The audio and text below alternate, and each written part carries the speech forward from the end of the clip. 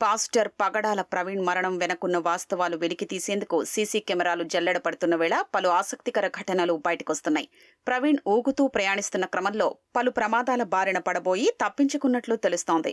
గత నెల 24న హైదరాబాద్లో బయలుదేరిన ప్రవీణ్ ఏపీలోకి ప్రవేశించిన తరువాత జాతీయ రహదారిపై సీసీటీవీ దృశ్యాల్ని రాజమహేంద్రవరం పోలీసులు సేకరించారు. 24న మధ్యాహ్నం 3:12 సమయంలో తెలంగాణ సరిహద్దు దాటిన ప్రవీణ్ 3:20 జగ్గయ్యపేట సమీపంలోని వెంకటసాయి ఫుడ్ ప్లాజా వద్దకు చేరుకున్నారు. ఈ క్రమంలో ఓ భారీ ట్యాంకర్ను తప్పించబోయి అదుపు తప్పి కింద పడ్డారు.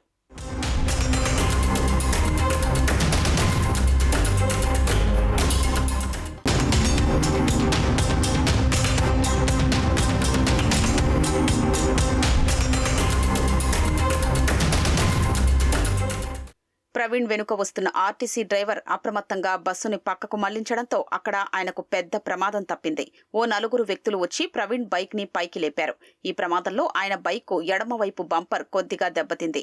అయితే అప్పటికే హెడ్ లైట్ బాగానే ఉంది. అక్కడికొచ్చిన వారు ప్రవీణ్ తో మాట్లాడే ప్రయత్నం చేయగా పర్వాలేదు అన్నట్లు సైగ చేశారు. ఆ తర్వాత అతి కష్టంగా బుల్లెట్ ను 5-6 సార్లు కిక్ కొట్టి స్టార్ట్ చేసి ప్రవీణ్ అక్కడి నుంచి ముందుకు సాగారు.